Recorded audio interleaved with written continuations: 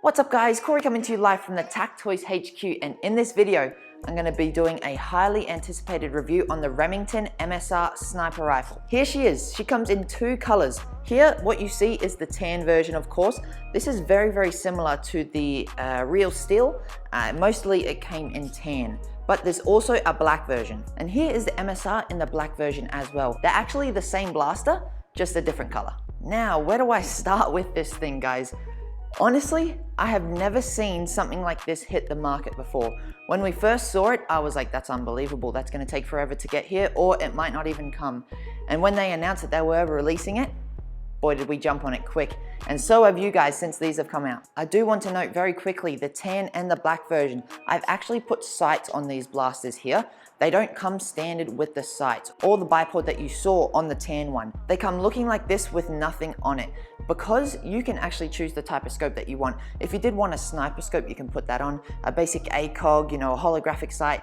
It might look a little bit weird, but guys, we're using gel blasters, so you're gonna be able to see where the gel ball is going, and they're not moving that far. So you can choose exactly what type of sight that you do want to put on this, and the bipod, whether it's gonna be metal, whether it's gonna be plastic, entirely up to you. One of the first things that I noticed when I pulled this blaster out of the box was the quality of the buttstock here at the rear.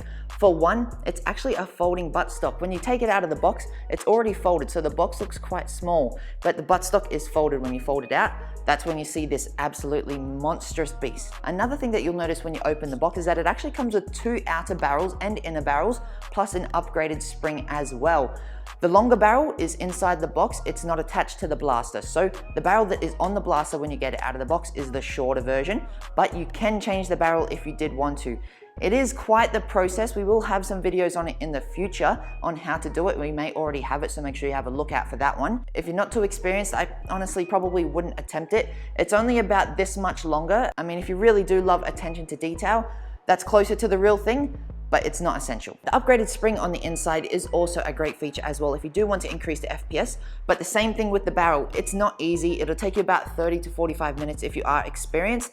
If you aren't experienced, it's gonna be quite hard. So make sure that you do have prior knowledge, at least in pulling blasters apart before you do attempt it. But if you are confident and you do wanna increase your FPS, the option is there, and the spring comes in the box for free. When you get it from the box, as I mentioned earlier, it comes like this. There's a little button right here. All you do is push that one and then it releases the buttstock. You just fold that one around and then it's gonna look a lot more natural. But if you did wanna fold it back for storage, again, just push this button right here. Push it down and then it's gonna fold back to the original position like it was straight from the box. The pistol grip that you're holding at all times is actually like a soft, squishy rubber, and it's extremely grippy. I've never seen this on a gel blaster from the box, let alone, as an upgrade. I must admit, this is really pushing the quality standards of gel blasters much higher than we're generally used to with the, a very hard, rough plastic. I would personally say that this is a very welcome upgrade and a great feature of the blaster. I'll point out some of the metal parts that come standard on the blaster as well. All of the buttstock adjustments just here at the rear,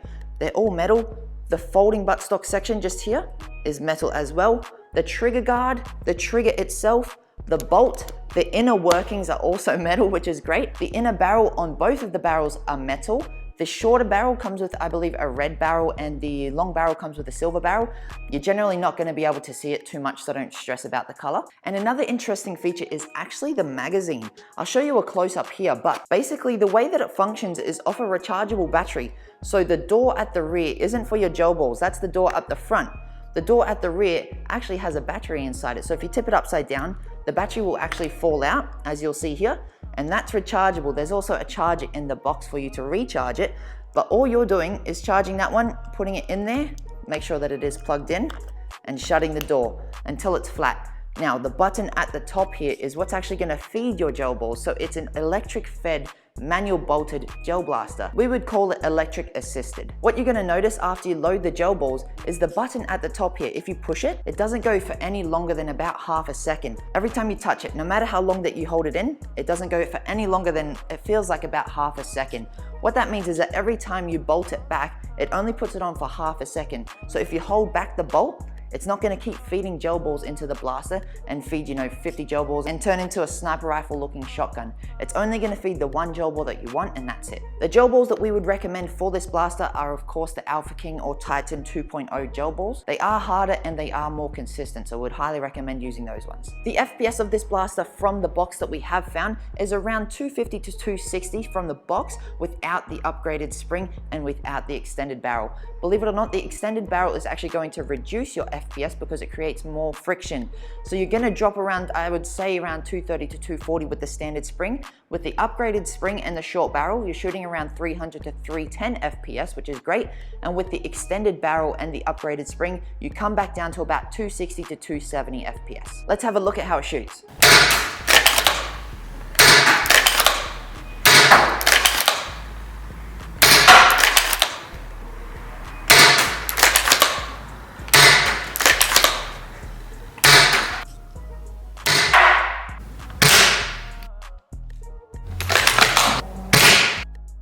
A big standout feature for me when I did feel the blaster was the metal bolt. As you know, with past snipers generally being plastic or even nylon, they're great, but they don't feel good. This feels unbelievable. And yes, I know the length of this blaster is ridiculous. I can barely reach the end of the handguard, let alone the barrel. And looking next to me, that looks massive. With the bolt, pull it back, flawless. Fires, it shoots one. Pull it back, works again. And you just keep going. This thing is solid. I don't see this bolt breaking at all. I'd be extremely surprised, and you'd have to be pretty damn strong to even put a bend in it. The scope that I would personally recommend using, of course, is our 3 to 9 times zoom scope. It looks amazing on the blaster, being metal as well. It gains a lot of weight on the blaster. And then again, as you guys saw on the tan blaster, a metal bipod on the front. And honestly, this thing will be pushing about 3 to 3.5 kilos. I know it doesn't sound like much, but trying to hold that in a game, let alone just holding it here for this video, does get tiring. Would I say that this is the best gel blaster sniper on the market? Absolutely, guys. There's nothing that's even come close to something of this spec with the quality alongside the price of it. It is not that expensive for what you're getting, the potential to go over 300 FPS without even having to pay for any upgrades, plus the fact that it's actually an electric assisted magazine, which means that the feeding is almost going to be flawless every single time.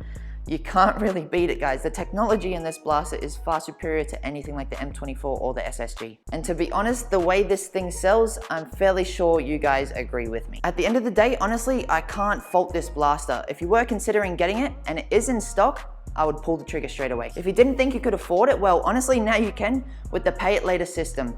Get this blaster right now, plus the accessories, and just pay it off in installments as you go. This is Corey from TacToys. Happy blasting.